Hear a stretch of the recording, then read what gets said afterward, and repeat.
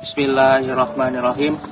Assalamualaikum warahmatullahi wabarakatuh. Alhamdulillahirabbil alamin. Wa bihi nasta'in wala umuri tawatin. Wassalatu wassalamu ala asrofil anbiya'i wal mursalin wa ala alihi washabihi ajma'in, amma ba'du. Teman-teman yang dirahmati oleh Allah Subhanahu wa taala, mari bersama-sama kita panjatkan puja dan puji syukur kita kehadiran Allah Subhanahu wa taala yang mana telah memberikan kita beribu-ribu nikmat, terutama nikmat iman dan Islam, nikmat panjang umur, serta nikmat sehat walafiat. Serta dengan nikmatnya kita sama-sama bisa mengerjakan apa yang diperintahkan oleh Allah Subhanahu wa taala dan menjauhi semua yang dilarangkan oleh Allah Subhanahu wa taala.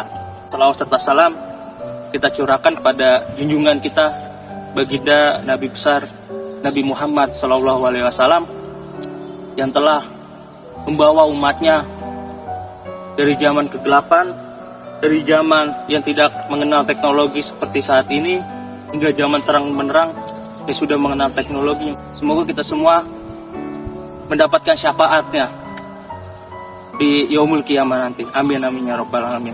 Teman-teman yang dirahmati Allah Subhanahu wa taala, kali ini saya akan membawakan sebuah judul yang berisi berislam ala Google Maps. Bahwasanya kita ketahui ketika kita ingin melakukan sebuah perjalanan atau sebuah tujuan, terkadang tuh kita lupa gitu akan rute tersebut gitu. Walaupun kita seringkali bolak-balik 10 kali, entah itu berapa kali. Tapi semenjaknya ada Google Maps ini, saya merasa saya tidak tersesat lagi ketika saya ingin melakukan tempat saya ingin saya tuju gitu.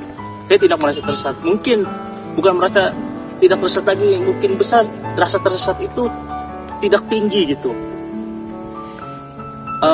Tapi kadangkala ketika kita lagi fokus-fokusnya di perjalanan gitu, terkadang Google Maps ini kadang kita yang harus kita belok kanan, terkadang kita saking fokusnya ke jalan itu kita melenceng rute kita gitu, yang harusnya belok kanan tapi kita malah lurus gitu. Tapi hebatnya Google Maps ini, dia tidak menyesatkan ketika kita melenceng gitu akan rute tersebut. Google Maps ini tidak menyesatkan kayak seperti kamu tersesat, putar balik, gak kayak gitu.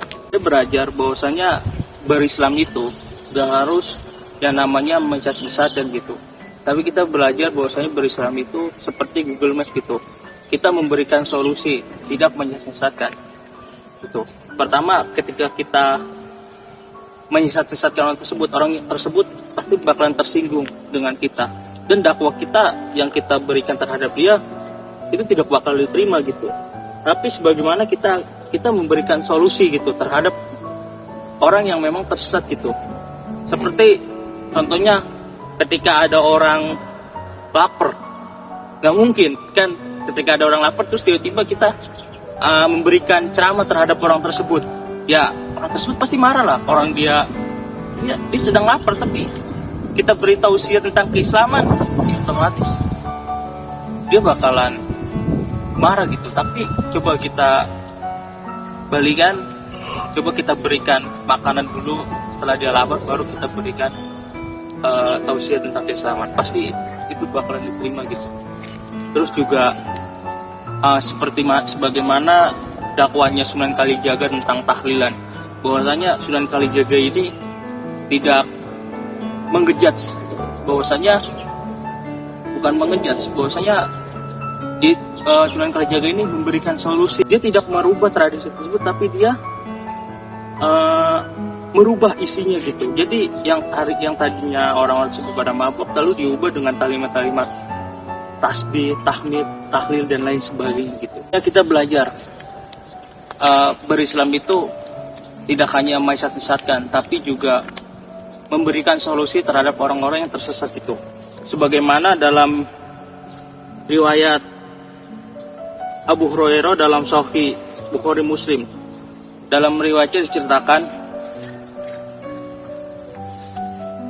ada seorang laki-laki yang datang menemui Nabi Muhammad, lalu sontak berkata, "Celaka saya wahai Nabi." Memang kenapa? Nabi bertanya terhadap orang tersebut. "Saya terlanjur bersetubuh dengan istri saya di siang hari dalam bulan Ramadan dalam kondisi puasa."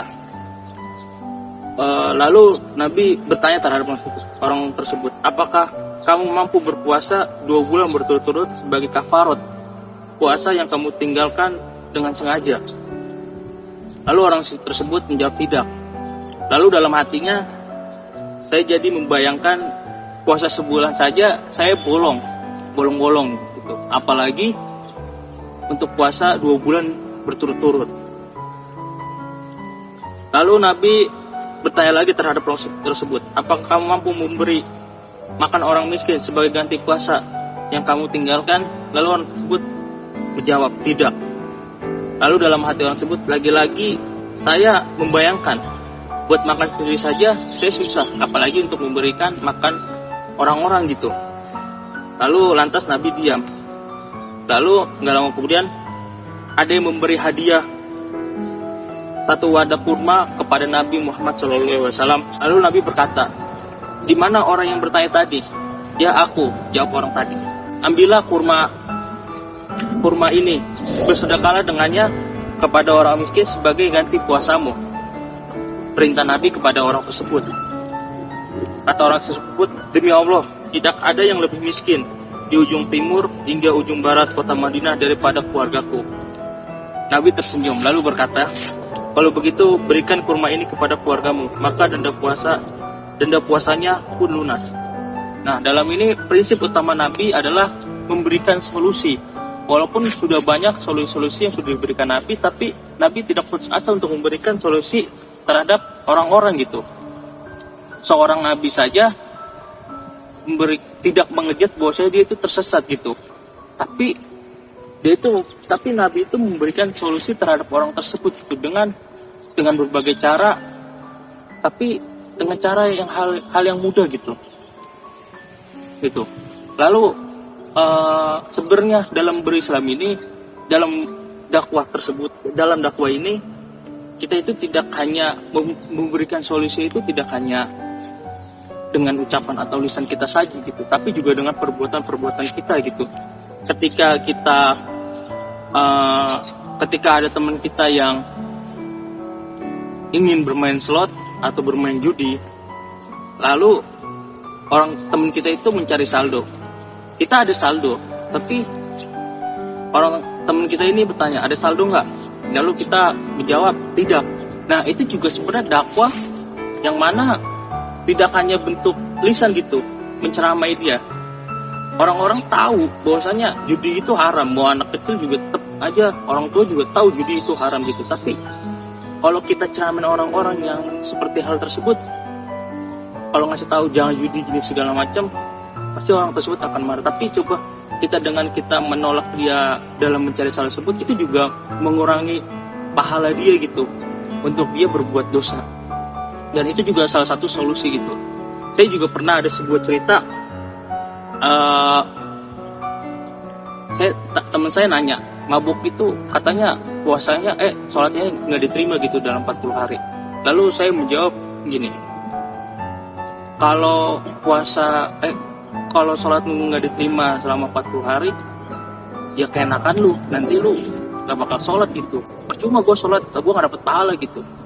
Nah, terus saya menjawab, yang membuat lu nggak diterima itu karena ketidaksadaran lu terhadap sholat tersebut gitu. Makanya ketika lu udah mabuk, terus besoknya sadar, ya lu buru-buru mandi junub, terus abis itu mandi taubat. Setelah itu lu boleh menjalankan ibadah yang lainnya gitu. Nah itu juga memberikan solusi, tapi tidak mengejudge bahwasanya dia itu memang tersesat, tapi kita memberikan solusi bahwasanya dia benar-benar nggak terlalu tersesat gitu. Lalu juga